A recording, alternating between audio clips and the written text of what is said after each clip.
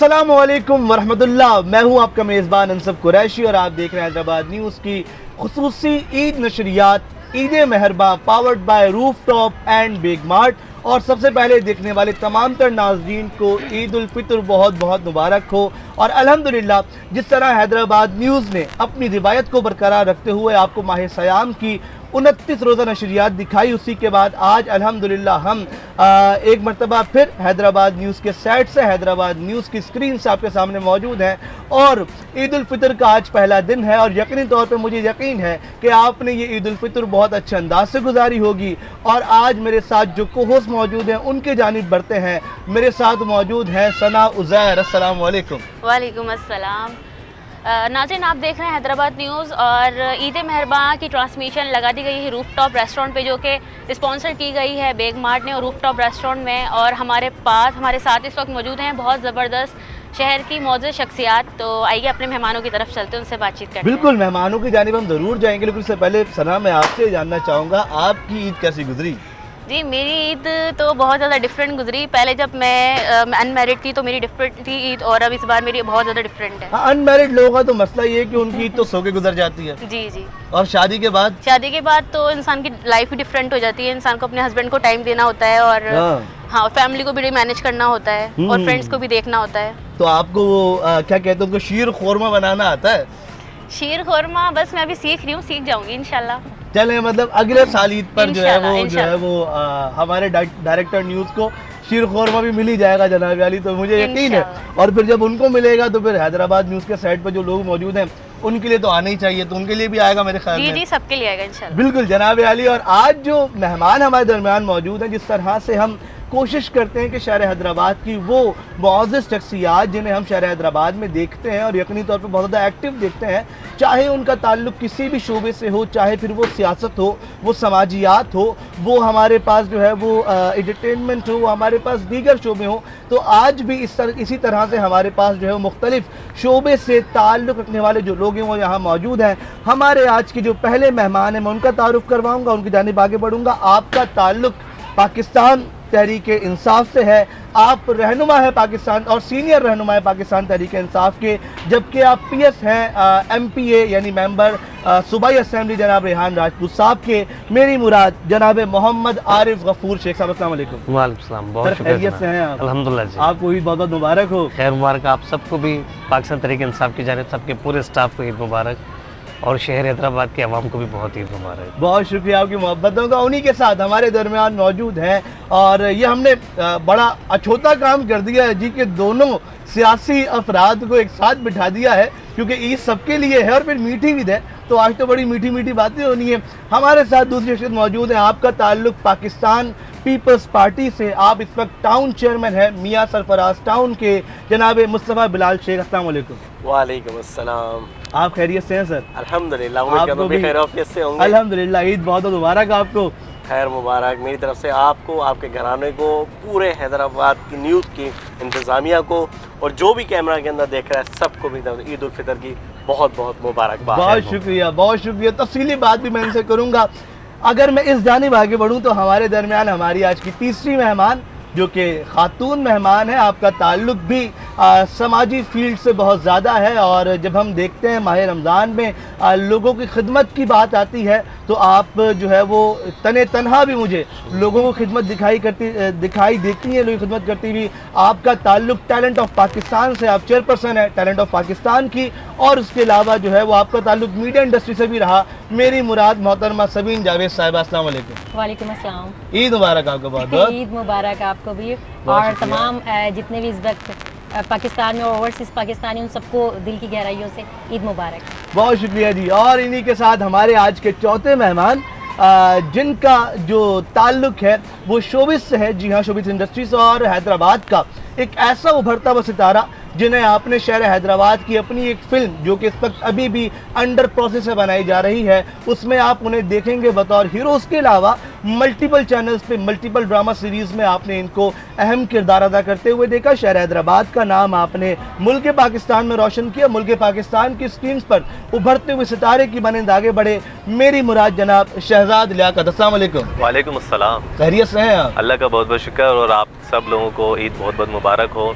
और जो लोग यहाँ पर देख रहे हैं, हैदराबाद न्यूज़ का स्टाफ है, आप तमाम ही लोगों को और हैदराबाद वालों को, इस पाकिस्तान वालों को, पूरी दुनिया को, जहाँ जहाँ ईद मनाई जा रही है, सब लोगों को ईद मुबारक। बहुत शुक्रिया। और यकीनी तौर पे जितने देखने वाले हैं, मुझे यकीन है कि आपका ईद का पहला दिन बहुत अच्छा गुजरा होगा।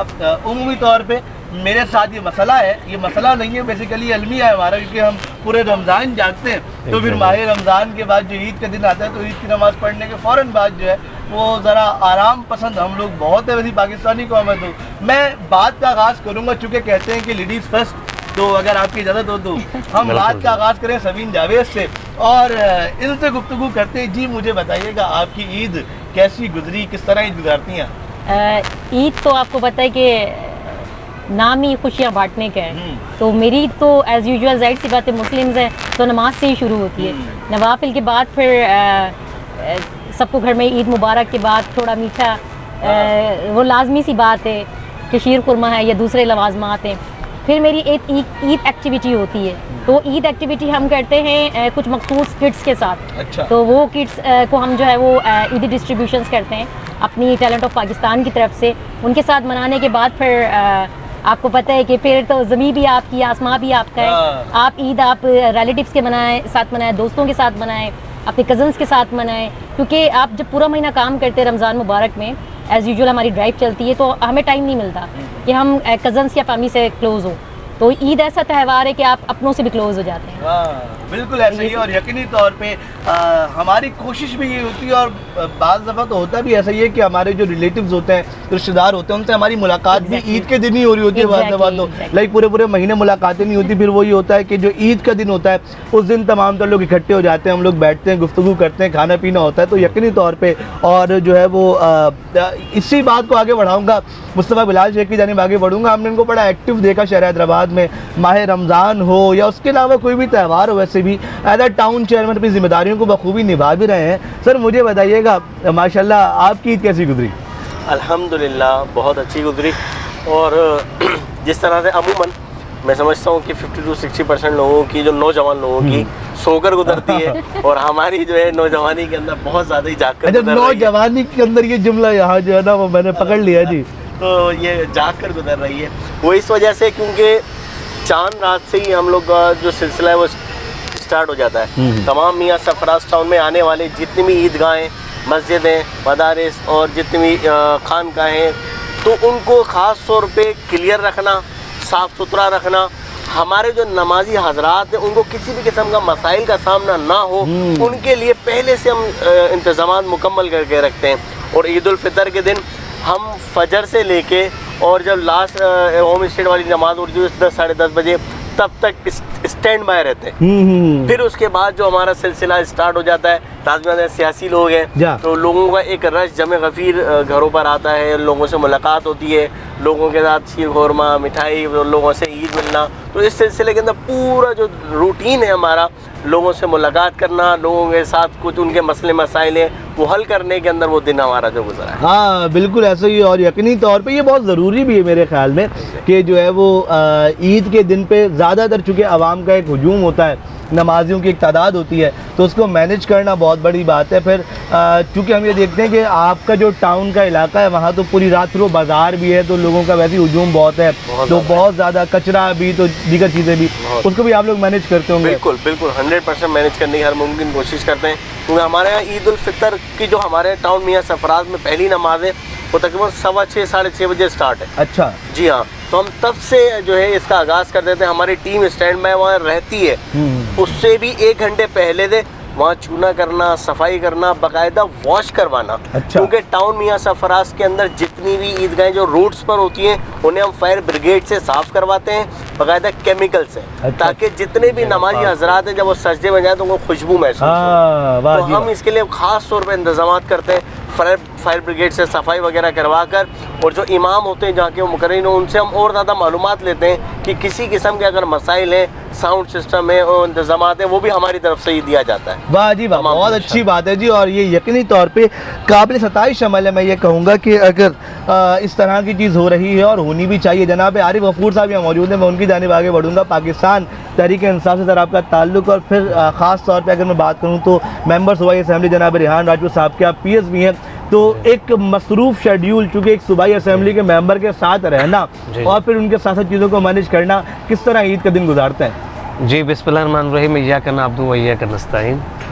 जी अल्हम्दुलिल्लाह, नमाज से ही इब्तिदा की आज के दिन की, और उसके बाद हल्के की आवाम से मुलाकात की एमपी साहब के साथ, और इस मौके पर हमारे साथ माशाल्लाह शालत फीवर टाउन के चेयरमैन उसामा हफीज़ खान और पाकिस्तान तहरीक इंसाफ अपोजिशन लीडर जो है HMC के नुज़ैर खान, और हमारी तंजीम के दीगर ज़िम्मेदारान, बल्दियाती नुमाइंदगान, सीनियर पार्टी अरकान और पार्टी कारकुनान के हमरा, बल्कि पूरे PA63 के आवाम के साथ नमाज अदा करते हैं। और उसके बाद जो एक हमारा एक कल्चर है, ट्रेडिशन है कि मीठा कुछ खाना भी और खिलाना भी है। और जैसे जनाब चेयरमैन बिलाल मुस्तफ़ा साहब ने कहा कि जी कि नौजवानी के ज़माने में हाँ। जाकर उन्होंने कहा अभी वो नौजवान है माशाल्लाह, उनके हिसाब माशाल्लाह से। Is very young and very talented. बात यह है कि अंसर साहब के आराम हमारी ज़िंदगी में नहीं है, हाँ। और ये ईद है तो खुशी का त्यौहार, जैसे मोहतरमा सबीन जावेद साहिबा ने फरमाया, लेकिन हमारी ईद अधूरी है मुर्शिद के बगैर। अच्छा। हमारे बानी चेयरमैन साबिक वज़ीर आज़म पाकिस्तान के इमरान खान साहब, उनकी कमी बेहद हमें महसूस होती है, और इस उम्मीद के साथ ये ईद मना रहे कि इंशाल्लाह अनकरीब वो हमारे दरमियान होंगे। चलें, ये बहुत अच्छी बात है। उम्मीद पे दुनिया कायम है और उम्मीद होनी चाहिए ताकि ये सिलसिला चलता रहे। जनाब शहजाद लियाकत साहब मौजूद हैं, मैं आपको ही जाने पाऊँगा, और हम इसी बात को आगे बढ़ाते हैं, चूँकि मल्टीपल शोबों के लोग हैं, मैं उनसे जान रहा हूँ किस तरह गुजारते हैं। शोबिस के लोगों की ईद कैसी गुजरती है? मतलब मैं समझता हूँ बड़ी अच्छी तो उन्हीं की गुजरती होगी। नहीं, ऐसा सिर्फ एक ऐसी सोच है, बाकी देयर आर डिफरेंट काइंड्स और डिफरेंट टाइप्स ऑफ सेलिब्रिटीज़। यहाँ कुछ ऐसे सेलिब्रिटीज़ होते हैं जिनके पास इस ईद पर कोई ऐसा वर्क करने को नहीं होता, तो वो अपनी छुट्टियों पर होता है, अपनी फैमिलीज़ के साथ ईद गुजारते हैं। लेकिन कुछ ऐसे भी हैं जिनके प्रोजेक्ट्स आउट ऑफ कंट्री चल रहे होते हैं, तो फिर उनको इस चीज़ की कुर्बानी देनी होती है, और वो ईद भी फिर बाहर ही, क्योंकि डेट्स का मसला आ जाता है, इस वजह से पाकिस्तान से बाहर भी ईद मनानी पड़ती है।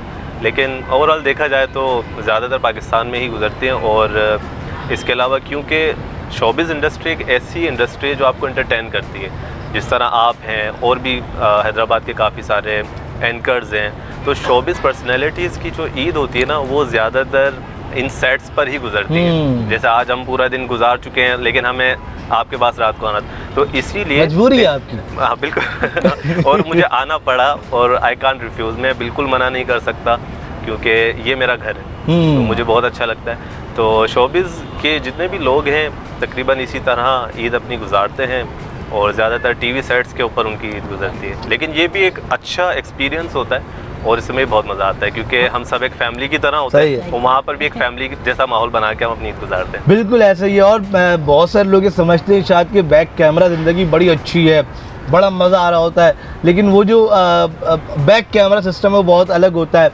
ऑन कैमरा बहुत अलग होता है। हम इस पर मज़ीद भी बात करेंगे। सना, मैं चाहूँगा सबीन यहाँ मौजूद है, और असल में तो ईद होती है ख़वातीन की, जी। ऐसा ही है सर? जी, अगर जी, मैं जी। गलत नहीं हूँ तो, मतलब तैयारी सारी इन्हीं की खिदमत में वक्त गुजरता है। अल्लाह अकबर। अब वो तो आप शादीशुदा हैं, आपको ज़्यादा अंदाज़ा होगा, हम तो भी कुंवारे ठहरे तो हमें तो पता ही नहीं कुछ, मासूम से लोग हैं, तो ये तो बाद में अंदाज़ा होगा। लेकिन जो तैयारियाँ सबीन ने की, ज़रा वो तो मालूम करें किस तरह तैयारी की है। जी सबीन, बताइए आपने किस तरह की तैयारियां की ईद की? तैयारियां तो मेरे ख्याल में हम सब खुद बता चुके हैं कि ख़वातीन कितनी एक्साइटेड होती हैं, लेकिन असल में पता है क्या है, देखें जब आप बीइंग ए सिंगल काम कर रहे होते हैं ना, तो रिस्पॉन्सिबिलिटीज़ आप पे नहीं होती हैं इतनी ज़्यादा, तो घरेलू जो मामला होते हैं वो मोस्टली मेरी मामा देखती हैं। तो मेरा ये होता है कि पूरे रमज़ान तो अपने सोशल एक्टिविटीज़ की है। एक्चुअली जो लोग सोशल होते हैं ना, तो वो फिर बाउंड नहीं रह सकते, और उन्हें कोई बाउंड कर भी नहीं सकता। तो बस इसीलिए फिर ईद वाले दिन भी जो तैयारियां होती हैं चांद रात को ज़्यादा मुकम्मल हो रही होती हैं, शॉपिंग हो रही होती है वो भी चांद रात पे हो रही है, मतलब कोई चीज़ अरेंज करनी है, क्योंकि पूरा मन तो आपने सोशल काम करने हैं, तो बस इसी तरह से तैयारियां होती हैं। लेकिन we are very energetic and we have to move forward. So हम बड़े एनर्जेटिक होके थक भी जाएं तो उसको प्रिटेंड नहीं करते, बस हमने काम करना है। हाँ, सोशल लोग ऐसे ही हैं भाई, ऐसा बिल्कुल ऐसा ही है। मतलब उनकी ज़िंदगी में जो ना वो ये है कि भाई जो करना है तो करना है, करना है तो अब तो आपने जो मतलब ठेका उठा लिया है ना, तो उससे आप रुक ही नहीं सकते। और लेकिन लड़कियां हैं ना, बहुत सारी जो मेरी कजन्स हैं, उन्हें ये है कि नहीं बस जनाब हमने मेहंदी लगवानी है, हमने चूड़ियाँ पहननी है, हमने ये पॉलर भी जाना है, तो थोड़े से ये वाले जर्म्स मुझ में कम है, तो मुझे ये चीज़ें नहीं होती हैं कि मैंने मेहंदी लगानी है या मैंने ये करना है। तो तो थोड़ा सा मतलब मेरा अपना एक स्टैंडर्ड है। हाँ हाँ, हर एक चीज़ की का अपनी अपना हर एक की अपनी standard है। पसंद होती है, बिल्कुल ऐसा ही है। लेकिन ईद की लेकिन ईद नाम इसी का है, हाँ हाँ ईद नाम इसी का है। नहीं बिल्कुल ऐसा ही है। मतलब मैं ये समझता हूँ जो मेरा जुमला का ना, खवातीन की ईद होती है। अभी आप बाजार चले जाना इस वक्त तो आपको खवातीन शॉपिंग करती हुई दिखाई देंगी और मर्द जो होंगे ना बाहर हाथ बांध के यूं खड़े होंगे वो पहरा दे रहे होंगे। ऐसा ही है। Bags, तो bags भाई भी क्या खड़े हुआ वो यार बेगम अंदर है, बच्चा गोद में, क्या अच्छा, करे। वो घर में भी बाद में भी आप ये वाली पोजीशन भूले नहीं, क्योंकि ईद वाले दिन सारी खवातीन ही सर्व कर रही होती हैं। बिल्कुल वो तो बहुत अच्छी बात है ना, वो होना कुकिंग भी चाहिए खुद ना। कर रही होती हैं और वो अपने अगर वो मैरिड है तो अपने हस्बैंड्स को, अपने बच्चों को भी देख रही होती हैं। अगर अनमैरिड है तो वो अपने भाई बहनों को सर्व कर रही होती हाँ। हैं। तो उनके रोल से आप इंकार नहीं कर सकते। नहीं बिल्कुल ऐसा ही है, बिल्कुल ये इस बात में कोई दो राय नहीं है कि ईद से पहले वो तैयारियां करती हैं अपने लिए और ईद के दिन वो तैयारियां करती हैं पकवान बनाने के लिए। तो मैं उस जानिब भी आऊँगा, लेकिन आरिफ गफूर साहब यहाँ मौजूद है। सर फैमिली शिकायत नहीं करती कि भाई ईद पे टाइम नहीं देते हो, अपने कामों में लगे रहते हो? Ansab bhai, with due respect, I want to tell you the truth. I have a very strong commitment with my wife. कि जी I have devoted myself for Pakistan, अच्छा। for PTI, for Hyderabad. So she knows me very well. उन्होंने माशाल्लाह सब चीज़ें समझ भी ली हैं, समझौता कर लिया है और माशाल्लाह she has good understanding with my kids as well. मेरा बेटा बड़ा है माशाल्लाह, उनके साथ अच्छा टाइम होता है, 2 बेटियाँ हैं, 2 बेटे हैं. And now she is becoming gradually self-dependent. I have empowered her and I believe in women emancipation and she is a working lady. तो ऐसा नहीं है, माशाल्लाह उनकी कंप्लेंट्स बहुत कम है. हाँ ये बहुत अच्छी बात है। मतलब आपने अपने हिसाब से उनको एडजस्ट कर लिया कहीं ना कहीं कि She भाई has taken the responsibility. और बहुत ज़रूरी भी है मेरे ख्याल में ये। Exactly. अगर मर्द बाहर है तो फिर औरत बेचारी क्या करे घर में? क्योंकि मैं ये कहना चाहूँगा अंसर भाई यहाँ पर आपके हैदराबाद न्यूज़ के फोरम से कि माह रमज़ान में जैसे मिस सबीन जावेद ने कहा कि सोशलिस्ट एक्टिव ही रहते हैं, तो पॉलिटिशियंस की भी यही सोशल लाइफ होती है। पूरे माह रमज़ान में जो हमारे पार्टी क़यादत की जानिब से हिदायत थी कि इमरान खान रमज़ान दस्तरखान हैदराबाद के मुख्तलिफ़ टाउन्स और यूसीज़ में अल्हम्दुलिल्लाह रेगुलरिटी के साथ अपने कंटिन्यू रखे और माह रमज़ान की मुनासबत से ही इमरान खान राशन ड्राइव भी हमने जारी रखी है अपनी, ताकि आवाम को हम रिलीफ दे सकें। खान साहब बेशक अभी जेल में हैं, कैद में हैं, नाहक जेल में हैं, इंशाल्लाह बहुत जल्द इंशाल्लाह आएंगे भी, लेकिन ये एक्टिविटी हमने ज़रूर जारी रखी। बिल्कुल रमज़ान में बहुत ना रुके ना थके, काम जारी रखा सर। नहीं बहुत अच्छी बात है और उन्हें भी चाहिए। मुस्तफा शेख साहब मैं आपकी जानिब भी इसी बात को लेकर आऊँगा। घर वाले कहते नहीं है घर भी आ जाया करो, क्या बाहर घूमते रहते हो? देखिए मेरा एक अपना है कि एक बिजनेसमैन और एक पॉलिटिशियन, अगर उन्होंने उनकी कामयाबी का राज, जी हाँ, उनकी कामयाबी का राज जो है ना, कामयाबी का राज सुन ले मुस्तफा शेख साहब की वो आज है आप। जी हाँ उनकी सबसे बड़ी बैकबोन है उनकी वाइफ। एग्जैक्टली। क्योंकि I second आप it. अगर मेंटली तौर पर रिलैक्स हैं तो आप पॉलिटिशियन और एज अ बिजनेसमैन कामयाब हो सकते हैं। अगर आप माइंड पे आपका वही वजन रहा, अब उसको क्या हो रहा होगा, बच्चे कैसे होंगे, अब किस तरह गुजर बसर हो रहा होगा, आपका माइंड अगर घर की तरफ ही रहेगा, आप आवाम को किस तरह देखेंगे, Exactly. आप अपने कारोबार को किस तरह देखेंगे। Agree. तो मैं आज अपने कैमरे में देख के मैं क्लियर वर्ड में बात बताता हूँ कि मैं अगर इस मनसब पे फाइज होकर कामयाब हूँ तो सिर्फ और सिर्फ आज अल्हम्दुलिल्लाह मेरी वाइफ की वजह से। अल्लाह। मैंने बेहतरीन लेकिन तरीके से आपने मैंने तो back मुझे बताया था आपकी शादी नहीं हुई। नहीं अल्हम्दुलिल्लाह मेरी शादी ये रमजान की बात है भाई। नहीं अल्हम्दुलिल्लाह मेरी शादी अच्छा। बहुत से ऐसे ही मानते हैं कि मेरी शादी नहीं हुई है और मैं आज बता दूं कि मेरे अल्हम्दुलिल्लाह बच्चे भी हैं। अरे माशाल्लाह भाई, तो ये तो फिर एक्सक्लूसिवली हम आपको बताएं जी मुस्तफा बिलाल शेख साहब की शादी हो गई है, क्योंकि मुझे तो ये पता था कि भाई इनकी शादी नहीं हुई और किसी ने मुझे बताया था कि आने वाले साल में होने वाली है। ये तो अच्छी बात है कि मैंने ऑन कैमरा बोला नहीं, वरना भाभी नाराज हो जाती। बिल्कुल ऐसा ही है वाकई, और फिर मसाइल जरूर पैदा हो जाते हैं। चुनाव वाली ये बहुत अच्छी बात है। और यकीनी तौर पे जिस तरह हम लोगों की ईद का ये है कि जो गैर शादीशुदा लोग हैं उनकी ईद का तो मामला ये है कि वालिदैन के साथ जो है वो ईद गुजर रही होती है और फिर बस सुबह ईद ही लेने के बाद से हमारे तो फिर जो है ना वो फिर बाहर के चक्कर शुरू हो जाते हैं। जितना सोली होते हैं सोली, उसके बाद फिर बाहर दोस्त हैं, दीगर अहबाब हैं। मुझे आप बताइएगा शहजाद साहब, मैंने सुना माशाल्लाह नई नई शादी हुई है अभी आपकी, तो आपकी तो फिर पहली ईद है, तो पहली ईद आपकी बेगम ने कुछ बनाया खिलाया अपने हाथों से? जी, क्योंकि जैसा कि इस ईद का नाम मीठी ईद है, हाँ। तो मीठा तो बनता है। तो हमारे यहाँ पर वैसे शुरू से ही सविया जो होती हैं वो बनती हैं, तो उसी को ट्राई किया दोबारा और इसी तरीके से हमारी ईद की शुरुआत हुई। तो जो मीठे पकवान होते हैं वो एग्जैक्टली बिल्कुल बनते हैं। इसके अलावा और भी कुछ चीज़ें होती हैं वो इस दफ़ा न्यू ऐड की गई, क्योंकि दायरे के पहली ईद है तो और अच्छे से इसको सेलिब्रेट करना चाहिए। तो बहुत मज़ा आया और इसी तरीके से ईद गुजरी हमारे पास। बिल्कुल ठीक हो गया जी। तो यकीनी तौर पे जो जितने अहबाब यहाँ मौजूद हैं सिवाय मेरे और सबीन जावेद के, बाकी सारे माशाल्लाह शादीशुदा हैं। तो यकीनी तौर पे इन सब की ईदें जो है वो अपने अपने घरों में बहुत अच्छे अंदाज से गुजर रही हैं। और हम तो हैं वी आर इंडिपेंडेंट और इंडिपेंडेंट भी बहुत अच्छे अंदाज से माशाल्लाह। तो हम तो आपके सामने मौजूद ही हैं। यह वक्त तो एक ब्रेक का, छोटा सा एक ब्रेक लेते हैं। आप देखते रहिए ईद मेहरबा और हैदराबाद न्यूज़। दोबारा मिलते हैं ब्रेक के बाद।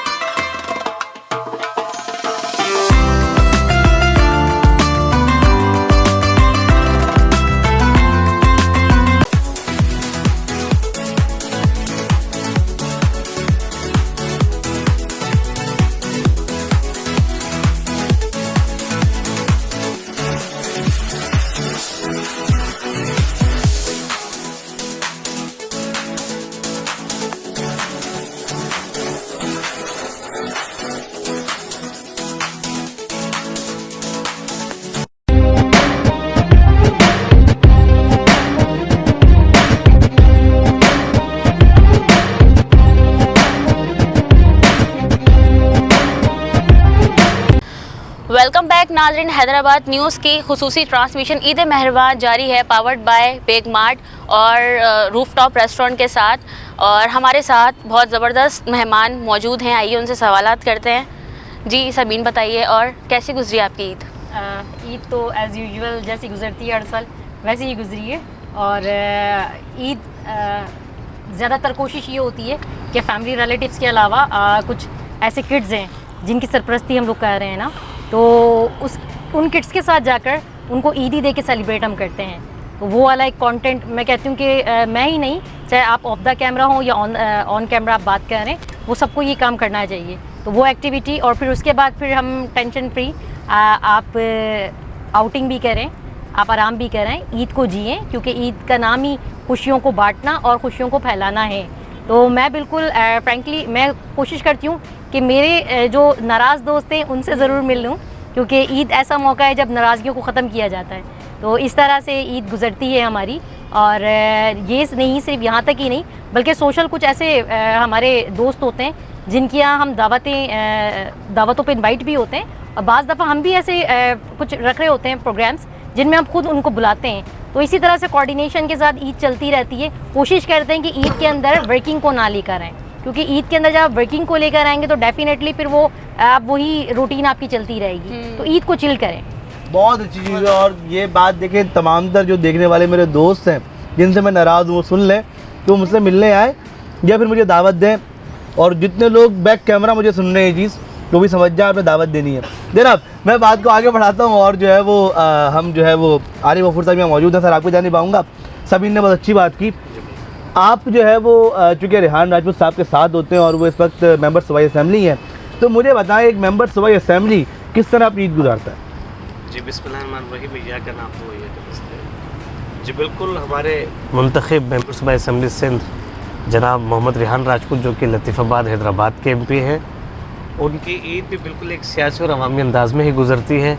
अपने हलके की आवाम में गुज़रती है और अपने हलके के जो भी माशाल्लाह लोग हैं, समाजी, सियासी और दीगर कम्युनिटीज़ के लोग, वोटर सपोर्टर, सबसे मुलाकातें करते हैं। और ये नहीं कि इस पर रूटीन की जी घर में आराम करके नींद गुजार रहे हो गफलत में, ऐसा नहीं है। बिल्कुल मैं सबीन जावेद की बात को मैं सेकंड करूँ कि ईद का मतलब ही खुशियों को बांटना है और अपने रूठों को मनाना है। सही बात। तो वो भी कोशिश करते हैं, उनका एक अपना एक बड़ा तवील एक हल्का अहबाब है, उनके अजीज़ व क़ारिब भी बहुत है, दोस्त अहबाब भी बहुत हैं, जो कि आम रूटीन में उनसे मीटअप नहीं हो पाते, लेकिन ईद के मौके पर ख़ुसूसी तौर पर उनको इनवाइट करते हैं। और अपने ना सिर्फ तंज़ीमी दोस्तों को, जो उनके प्रोफेशनल कोलीग्स हैं, उनको भी अपने साथ इंगेज रखते हैं। बिल्कुल जी, बहुत बेहतरीन बात हो गई। जनाब मुझसे अभिलाष अख्तियार मौजूद हैं। सर मैं आपकी जानिब आऊँगा और मुझे बताइएगा, सिंध हुकूमत जो है वो माशाल्लाह सिंध पर हुकूमत भी कर रही है और जो है वो जिस तरह मुख्तलिफ इवेंट्स आते हैं तो हुकूमत साजी करती है, पॉलिसीज़ बनाती है। तो इस ईद को लेके आपके लिए आपकी पार्टी ने क्या हिकमत अमली बनाई कि भाई किस तरह इस मीठी ईद को मज़ीद मीठा किया जा सकता है? भाई मीठा तो इस तरह किया जा सकता है, लाजमी सी बात है, जब हम अपने हमसायों के दरमियान और मुस्तहिकीन के दरमियान और जो हमारे मुतवस्सित तबके के दरमियान हम रहकर उनके दरमियान अपनी ईद की सेलिब्रेशन को सेलिब्रेट करें। लाजमी सी बात है, देखें खुशियाँ उनका भी हक है, बिल्कुल, जिनके यहाँ पर कपड़े पहनने को नहीं, खाने को खाना नहीं, 2 वक्त की रोटी नहीं। हम चाहते हैं कि उनके साथ बैठकर उनके साथ भी ईद को सेलिब्रेट करें। हर बंदा चाहता है कि भाई अपनी वालदा के साथ, अपनी बीवी के साथ, अपने बच्चों के साथ करें, लेकिन हम तो अवामी हैं, दर्द हमें आवाम का है।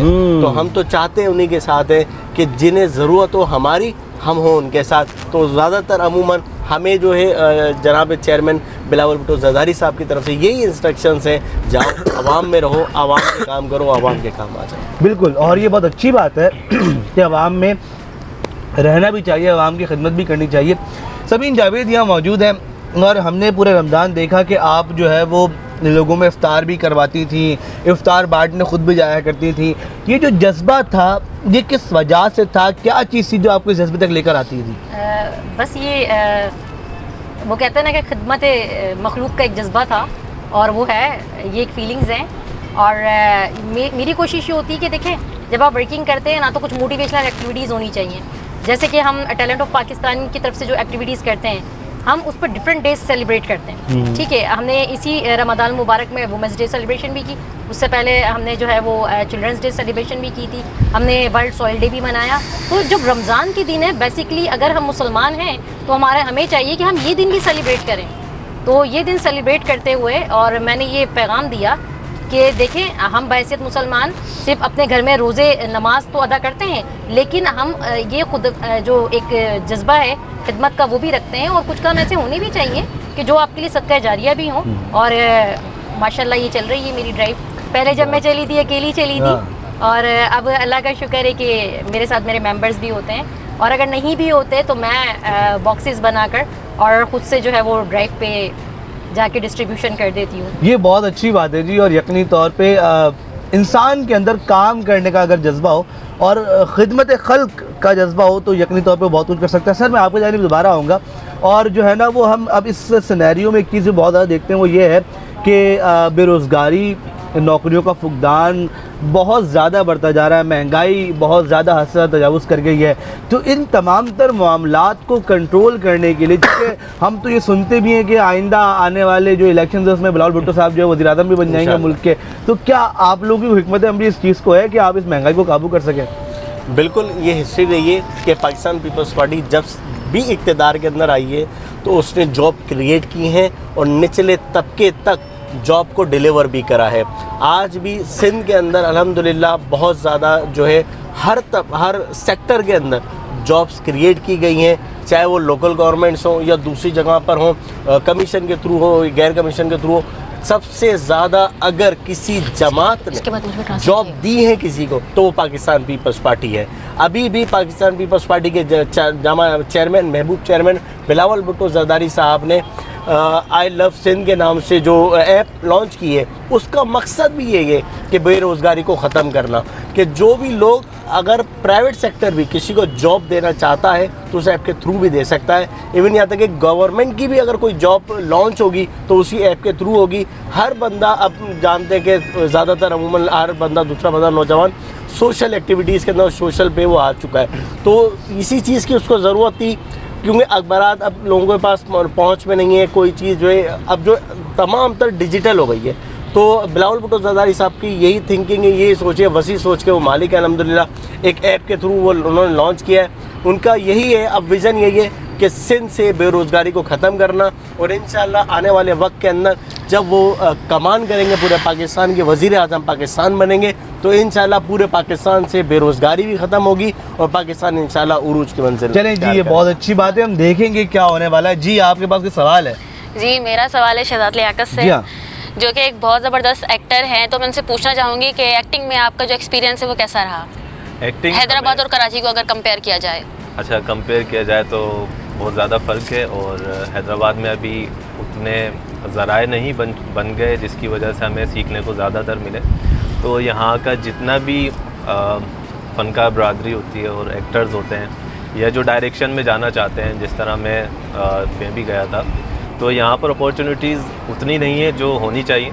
और ये माशाल्लाह से एक बहुत बड़ा शहर है और सिंध का दूसरा बड़ा शहर है, और यहाँ पर इस शहर ने बहुत सारे अजीम फ़नकार अदाकार पैदा किए हैं और इस फिल्म इंडस्ट्री को, शोबिज़ इंडस्ट्री को दिए हैं जी। तो मेरा ख्याल है कि यहाँ पर भी वो मार्केट होनी चाहिए और यहाँ पर भी वो इदारे होने चाहिए जो इस चीज़ को प्रमोट करें। बाकी रही बात यहाँ फ़र्क की, तो बिल्कुल फ़र्क तो बहुत ज़्यादा है वहाँ, क्योंकि एक Karachi is a big market और वहाँ पे आपको हर तरह के अकेडमीज़ हैं और बहुत सारे स्कूल्स हैं जो आपको एक्टिंग भी सिखाते हैं, और फिर प्रैक्टिकल लाइफ में वहाँ पर बहुत सारे सेट्स हैं। वहाँ पे आप dramas industry, film industry, commercialisation, आप किसी में भी जहाँ आपकी अप्रोच हो सके आप जा सकते हैं और सीखने को बहुत कुछ मिलता है। तो मेरे ख्याल से ये डिफरेंस ज़्यादा है। और आपका जो दूसरा सवाल है कि एक्टिंग से हमें मतलब क्या सीखने को मिलता है या सो फार अभी तक क्या प्रोग्रेस है, तो मेरा ख्याल है कि हम रोज़ाना कुछ ना कुछ सीखते हैं। और एक्टिंग जो है ना,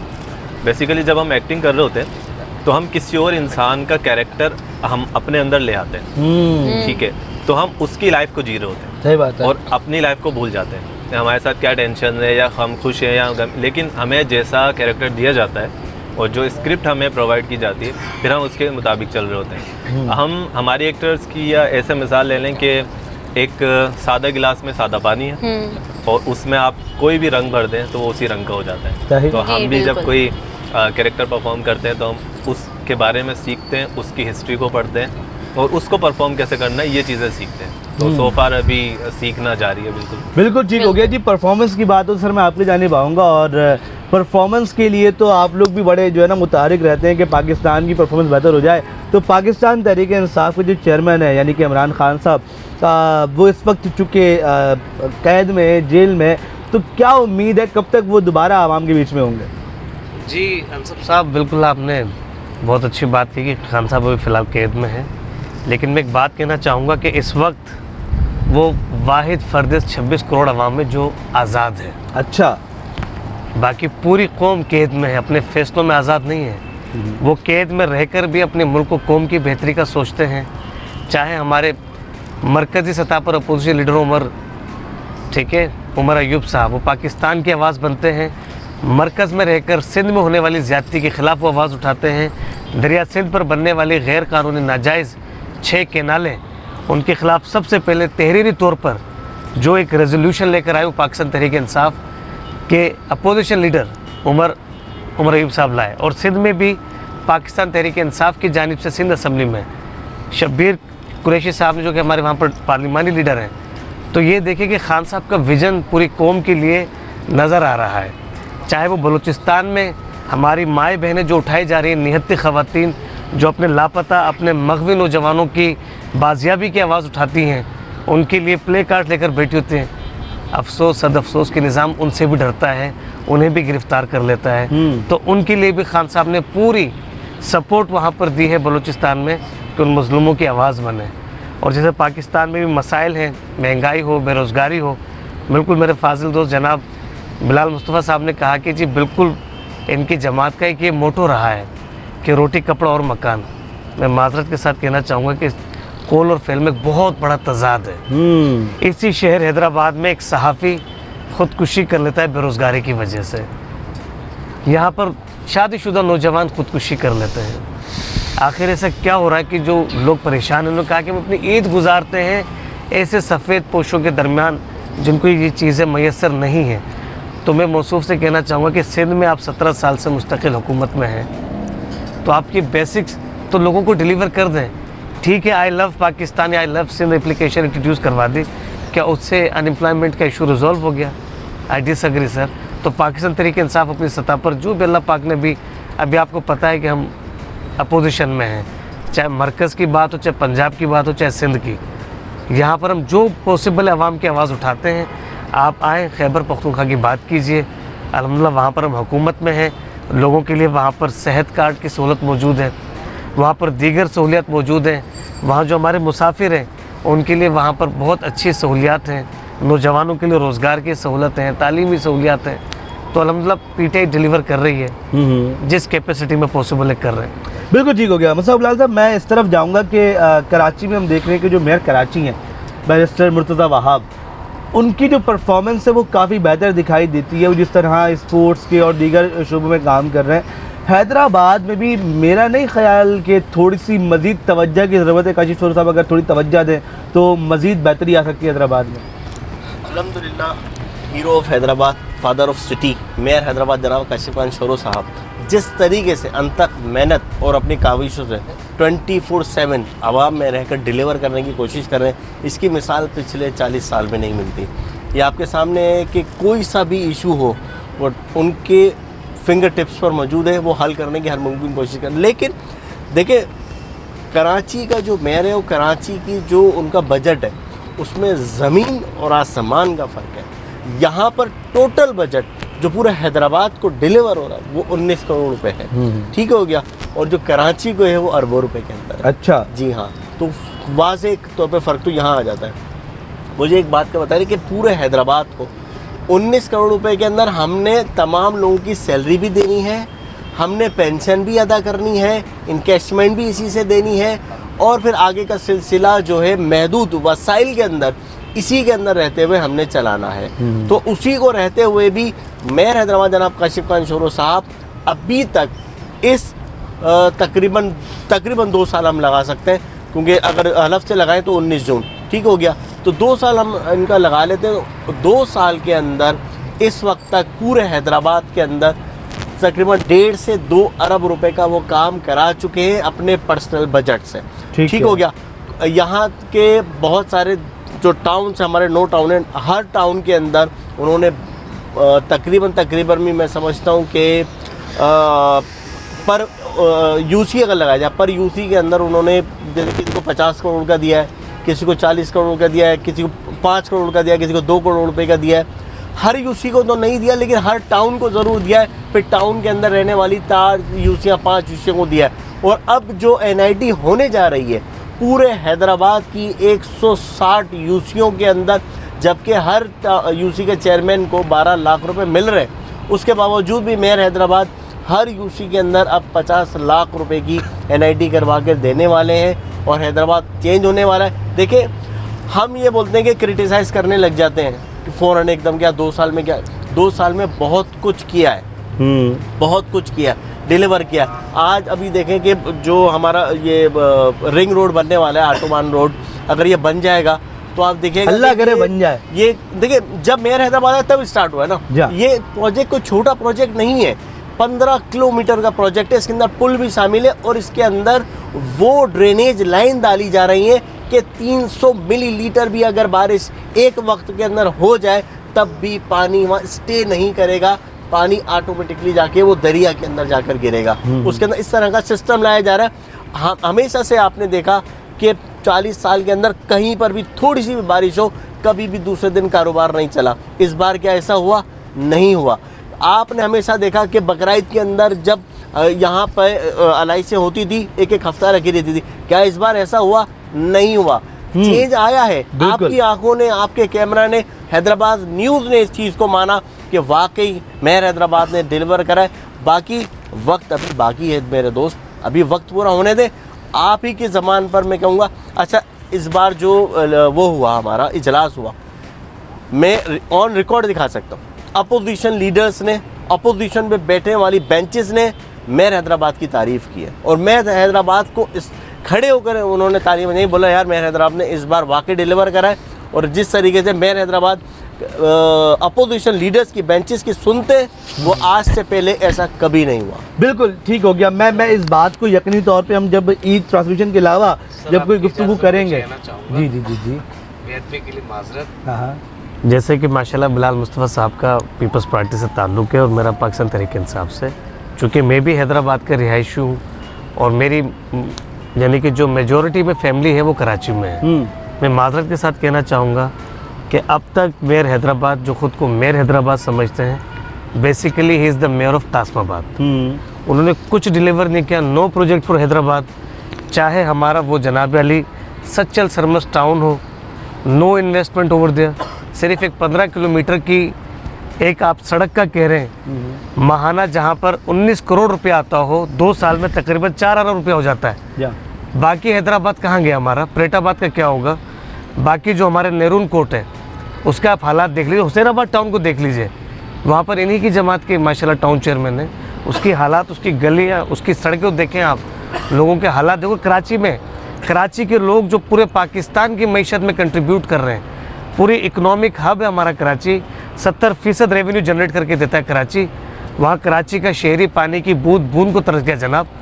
मुझे बता, अगर वहाँ का अरबों रुपये माहाना फंड या बजट है या उनकी ओजिटी है, वो किस पे लग रही है? वहाँ पर शहरी जो बेचारे सुबह जा रहे हैं अपने बच्चों को स्कूल ड्रॉप करने के लिए, वो टैंकर माफिया का निशाना बन जाते हैं। एक बेचारा नौजवान अपने दफ्तर को जा रहा हो, सही है, उसे क्या पता कि मैं आज शाम घर नहीं लौटूंगा। मैं यकीनी तौर पे आपकी बात को समझ रहा हूँ, और मैं कह रहा हूँ मैं इस चीज़ पर कोशिश करूँगा कि हम ईद के बाद जो है ना वो इस पर प्रॉपर एक डिबेट करें।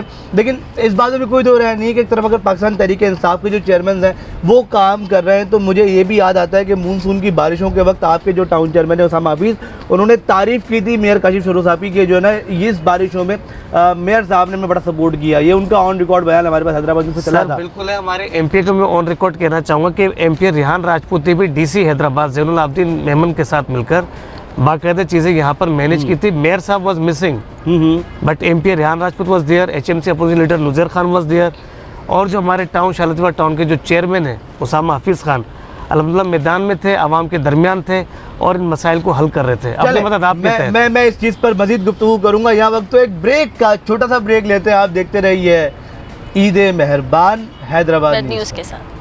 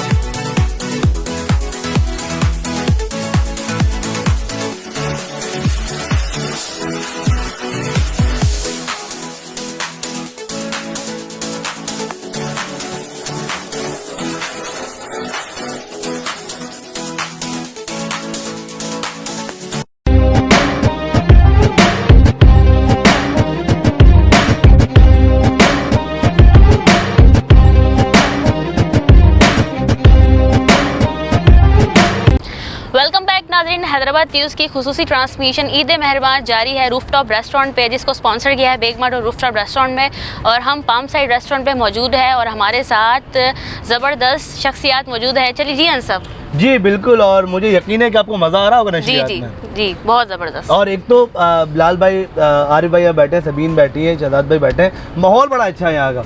मतलब एक जो इन्वायरमेंट है जो रूफटॉप रेस्टोरेंट का वो बहुत शानदार है। और फिर जिस जगह हम मौजूद हैं, चूँकि एक तो रूफटॉप है, ऊंची जगह, ऊपर से ज़रा ठंडा ठंडा मौसम, नीचे ठंडी ठंडी ग्रास, तो वाकई जो है ना वो बहुत मज़ा आ रहा है। और फिर एक बहुत आपको जो है ना वो एक वाइड व्यू यहाँ से देखने को मिलता है, लाइक पूरा शहर हैदराबाद आप जो है वो देख सकते हैं यहाँ से।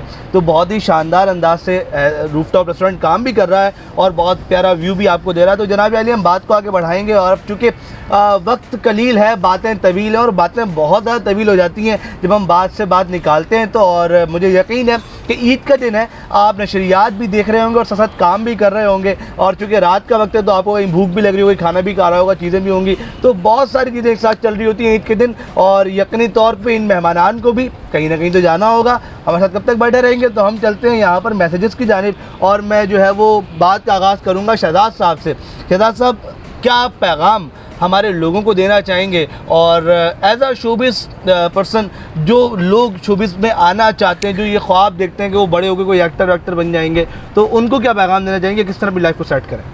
मैं बस यही मैसेज देना चाहूँगा कि सबसे पहले तो अपने आप को पहचानें, आप क्या कर सकते हैं, और फिर उसी हिसाब से अपनी फील्ड को चुनें, क्योंकि हर चीज़ के लिए हर शख्स नहीं बना होता। बिल्कुल सही बात। तो उसे अपने अंदर जो भी उसके अंदर आर्ट छुपा हुआ है, जो भी टैलेंट है उसके अंदर, उसे पहले पता होना चाहिए कि वो क्या डिज़र्व करता है। वो कहता है ना कि फर्स्ट डिज़र्व देन डिज़ायर। तो जब तक आप अपने आप को नहीं समझेंगे तब तक आप उस राह पे नहीं चल सकते। और रही बात अगर शोबिज़ इंडस्ट्री की, अगर आप हैदराबाद में बात करते हैं तो हमारे मेंटोर, हमारे टीचर उज़ैर खानज़ई और ज़ुहैब लतीफ़ नियाज़ी यहाँ पर मौजूद हैं। आप इनसे रब्ता कर सकते हैं। और कराची में भी आप इन्हीं के थ्रू जा सकते हैं, क्योंकि मैं भी इन्हीं के थ्रू गया था। तो बाकी जो भी आपको फर्दर इंफॉर्मेशन होंगी वो ये लोग प्रोवाइड कर देंगे।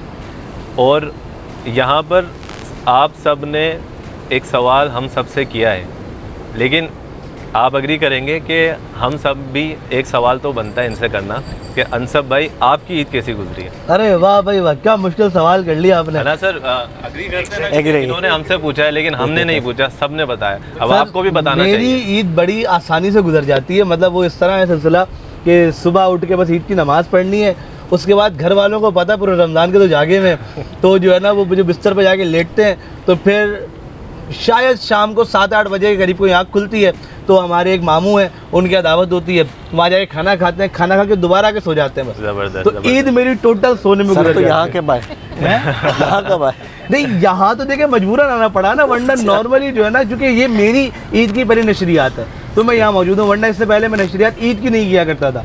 तो जो है वो यकीनी तौर पे ये ही रूटीन थी कि बस नींद आप लाए गए हैं, बुलाए गए हैं Basically मजबूरन। मैं यही आवाम को बताना चाह रहा था कि पूरे रमज़ान इन्होंने ट्रांसमिशंस किए हैं और अब ईद पर भी हमारे साथ हैं। सर ये बड़ा ये मुश्किल काम हो बहुत बड़ी जाता बात है। मतलब Exactly. आज भी लिटरली मैं सो रहा था, मुझे 4 कॉल उज़ैर भाई की आई, उसके बाद तो मेरी आँख खुली है कि भाई यहाँ पर आना है। तो बड़ा मुश्किल काम है इसको मैनेज करना। लेकिन जो अभी आपने बात की ना कि इंसान को अपने आप को पहचानना चाहिए, तो first desire and then deserve.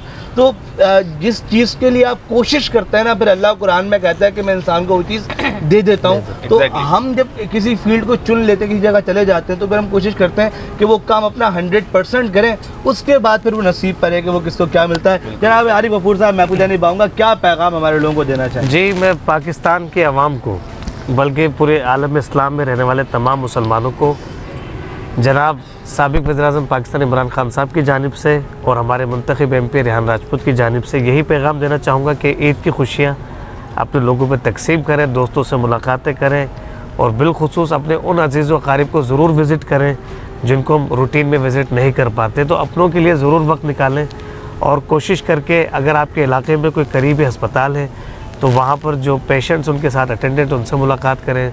अगर कोई बस स्टॉप है तो मुसाफिरों को भी वहाँ पर मीट एंड ग्रीट करें। और अगर आपके इलाके में कोई यतीम खाना है तो वहाँ के यतीमों से भी ज़रूर मुलाकात करें। बहुत अच्छा पैगाम है जी, बहुत अच्छा, और ये चीज़ें होनी भी चाहिए। सबीन जावेद, क्या पैगाम देना चाहेंगे हमारे लोग? मैसेज ऑफ द डे ये है कि मेरे ख्याल में जब आप बाहर निकलते हैं और वर्किंग की तरफ आते हैं तो आपके साथ बहुत सारी चेंज उठ जाती है। इवन आपके जूनियर्स आपकी तरफ देख रहे होते हैं तो उन्हें लाजमी सपोर्ट किया करें, क्योंकि ये जो जूनियर्स होते हैं ना, ये बैकबोन है पाकिस्तान की इकोनॉमी की। बिल्कुल। आप कहीं भी चले जाएं, यूरोपियन कंट्रीज़ में चले जाएं, वहाँ पे देखें कि यंगर्स को सपोर्ट किया जाता है। हमारे यहाँ सिर्फ यंगर्स के नारे लगाए जाते हैं, नौजवान ये नौजवान वो। लेकिन जब डिलीवर करने की बात आती है तो वही 50, 60, 70 साल लोग बैठे खदमात अंजाम दे रहे होते हैं। तो मतलब where is youth, where they are standing, आप क्या डिलीवर कर रहे हैं उनको? तो ये मेरा मैसेज है कि अगर आप बात करते हैं तो आपके कॉलोमल में तजाद ना हो। And according to this quotation, if you want to motivate other then you have to motivate yourself first. तो आप खुद को पहले मोटिवेट करें, खुद को पहले विलिंग रखें। और मैसेज ऑफ द डे, ये बड़ा पॉजिटिव मैसेज है हमारे नौजवानों के लिए। देखें, अब जो अवाम एजुकेट है उसको बेवकूफ़ बनाना बिल्कुल पॉसिबल नहीं है। ना आप किसी नारे के साथ उसको बेवकूफ़ बना सकते हैं, ना आप किसी कोटेशन के साथ उसको बेवकूफ़ बना सकते हैं। उन्हें पता है what is wrong and what is right and what have to do for the betterment of your society. तो इसके साथ ना चिल करें, जिए और जीने दें। मैसेज ऑफ द डे यही है। बहुत अच्छी बात है जी। मुझे एक अफसोस बड़ा होता है, ये जो यूथ है ना, एक ही चीज़ के पीछे पागल है कि बस मुल्क से बाहर चले जाए किसी भी तरीके से। हमारे अपने मुल्क में रहते हुए जो है ना वो नहीं, आप उधर अपॉर्चुनिटीज देंगे तो वो क्यों जाएंगे? क्यों जाएंगे? भाई देखिए ना, अभी आप ही की बात को आपने कहा कि पॉजिटिव मैसेज ये आप यूथ को डायरेक्शंस दे दें, यूथ को अपॉर्चुनिटीज़ दे दें तो वो बाहर नहीं जाएंगे। लेकिन आप उन्हें बुलाएंगे, आप उन्हें अपने मुफादात के लिए इस्तेमाल करेंगे, उन्हें सामने फ्रंट लाइन पे खड़ा करके डंडे वो खाएं, जूते वो खाएं, फ़ायदा आप उठाएं, तो फिर बेचारी बाहर नहीं जाएगी तो क्या करेगी। चले जी, वो एक अलग बात है, उस अलग मुद्दे को दोबारा छेड़ेंगे। मुस्तफा बिलाल साहब क्या पैगाम देना चाहेंगे हमारे लोगों को? छोटा सा पैगाम यही होगा कि be positive, think positive, do positive. यही है कि इत्तेहाद और इत्तेफाक के अंदर कामयाबी है। अपने आप को तफरुकात, फ़िरकाबाजी, ज़बान और इलाकों से बाहर निकालें, पाकिस्तानी बने, एक ही नारा लगाएं, पाकिस्तान जिंदाबाद। ज़बरदस्त जी, पाकिस्तान जिंदाबाद। जी हाँ, बिल्कुल बिल्कुल। आज की इस नशरियात के मुताबिक कि सबसे पहले हमें अपने मकबूजा फ़लस्तीन के मज़लूमों को, अपने भाइयों को, अपने बच्चों को ज़रूर इस ईद के मौके पे ज़रूर याद रखना चाहिए। उनकी मुकम्मल आज़ादी के लिए और उनके हुकूक़ के तहफ़्फ़ुज़ के लिए हम इज्तिमाई तौर पर उनके लिए दुआ भी करें, इज़हार यकजहती भी करें। हमें फ़लस्तीन को नहीं भूलना चाहिए। फ़लस्तीन इस वक्त एक ऐसी सॉलिड आवाज़ की मुंतज़िर है कि जो माज़रत के साथ हमारे 57 इस्लामी ममालिक हैं, लेकिन माज़रत के साथ उनके लिए कोई सॉलिड आवाज़ नहीं उठा पा रहा, ना तो कोई UN के फ़ोरम पे, ना कोई OIC के फ़ोरम पर। तो मैं पाकिस्तान की जानिब से ये पैगाम देना चाहूँगा कि हम फ़लस्तीन के साथ हैं, वहाँ के मज़लूमों के साथ हैं। जी, बहुत अच्छी बात है जनाब आली, और यकीनी तौर पे मुझे यकीन है कि ईद के पहले दिन की नशरियात आपको बहुत ज़्यादा पसंद आई होगी। बहुत मायने खेज़ गुफ्तगू हमने की है। एक तरफ हमने जहाँ इनकी पर्सनल लाइफ पर डिस्कस करने की कोशिश की कि भाई पर्सनल लाइफ पे आप किस तरह काम करते हैं, किस तरह गुजारते हैं, वहीं जो इनके शोबाजात हैं हमने कोशिश की कि उन पर बात की जाए, चाहे फिर वो सियासत हो, वो समाजी शख्सियात हो, वो शोबिस इंडस्ट्री हो, या फिर वो कोई भी चीज़ हो। हमने कोशिश की कि हर मुद्दे पर बात करें, थोड़ी थोड़ी। यकीनी तौर पर वक्त बहुत कम होता है, बातें बहुत सारी होती हैं, और फिर जब हम इस तरह के सेट्स पर बैठे होते हैं और ईद की खुशियाँ हैं सामने, मीठा नमकीन सब कुछ रखा हुआ हो, तो फिर बातें तो निकलती चली जाती हैं। लेकिन चूँकि यहाँ पर हमने प्रोग्राम को करना है ख़त्म, तो मुझे यकीन है कि आपको नशरियात पसंद आई होगी। अगर पसंद आई हो तो इसको लाइक कीजिएगा, कमेंट करके अपने सवालात, अपनी राय का इजहार लाजमी किया करें। आपकी राय हमारे लिए बहुत ज़्यादा मायने खेज़ होती है। और इसको शेयर कीजिए, और इसी के साथ अपने मेज़बान अनसब कुरैशी और सना उज़ैर को दीजिए इजाज़त। मैं शुक्रिया अदा करूँगा अपने तमाम तर मेहमानान का। आप दोनों शख्सियात का बहुत शुक्रिया, लोग तशरीफ़ लाए। इंशाअल्लाह मुलाकात होगी आपसे कल दोबारा ईद के दूसरे दिन दूसरी नशरियात में। अल्लाह ने के बाद।